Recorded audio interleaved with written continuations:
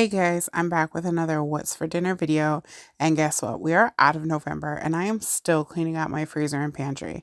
So pretty much I'm just going to be buying some fresh fruits and vegetables and some really perishable things that I need. So I had these questionable little squash in my crisper drawer, and I thought, what better way to use them than with a recipe my dad used to make when I was a kid. I also had this parsley that was kind of wilting, but was still good. So what you're going to do is just chop this up. Doesn't have to be a really pretty chop, just chop them up. And then I got some boneless, skinless chicken breasts and cut those up into chunks too. Doesn't have to be perfect again. So my dad used to make this on the grill, but it is freezing cold and I decided just to make this in a skillet on the stove. So you're going to want to cut your chicken up into pretty uniform pieces, but like I said, doesn't have to be perfect. You can really use any seasoning that you like for this, but this is how I do it. So you're going to want to get a skillet on the stove with some hot oil in it, and you're going to want to throw your veggies in there. You want to put the veggies in before the chicken because, believe it or not, the veggies take a little bit longer. So I added some garlic powder, some paprika, and some onion flakes. You can add onion in there if you want to, regular onion, chop it up, but I had the onion flakes. I also added some salt and pepper, and I had 2 little packets of oregano. You don't have to add this.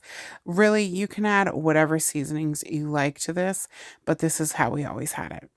So you're going to want to cook that up and then sprinkle your parsley in there and let that also cook down.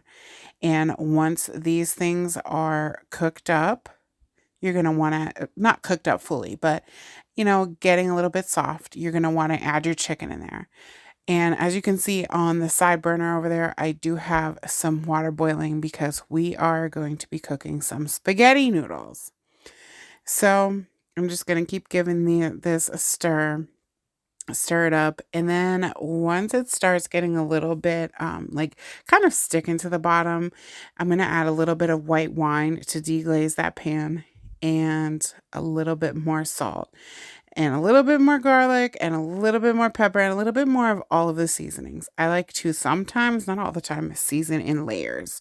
So I felt like it needed a little bit more something after I added the chicken, so that's what I did, just added everything up. So once your pasta is cooked, you're just going to want to add all of your veggies and your chicken to it.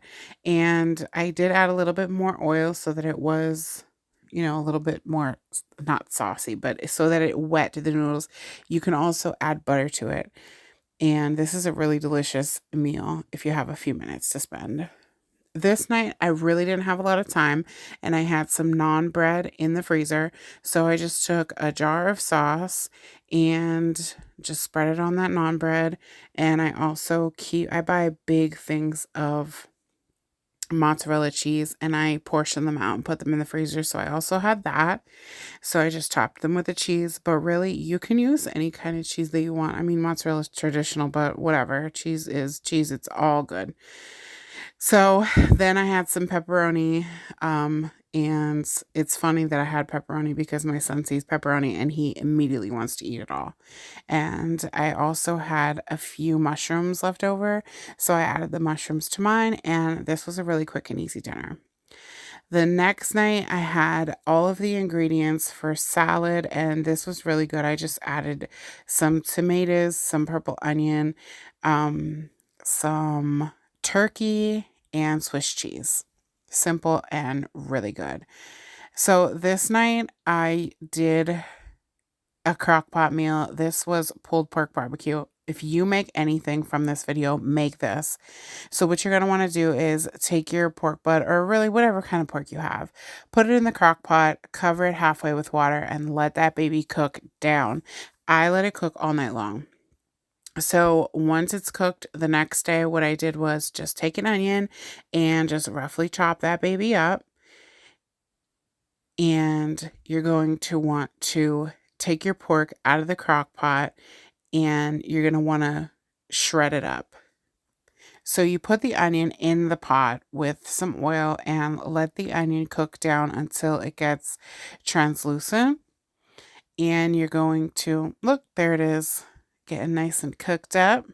So you're going to want to take your shredded pork and all shredded up, and you're going to want to put the pork, not the liquid, just the pork, in with the onions. And you're going to want to fry that off until there's little crispy bits all over it. I'm telling you, do not skip this step. This is vital. That will give you a lot of extra flavor, because legit, I put nothing inside of this. Don't come for me. Yeah, you're not seasoning your food. Listen, trust the process.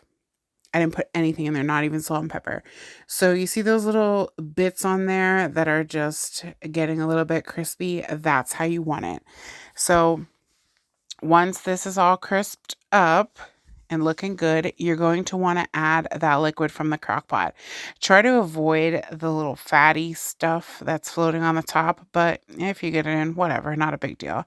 So you're going to want to add this, and this is what is really going to give your pulled pork the, I don't want to call it liquid, but get it moving. So to this, I added about a teaspoon and a half of mustard, about a teaspoon and a half of relish, and a small bottle of ketchup. Yes, an entire bottle, nothing else. Put it on a bun, and this is yum yum, get you some.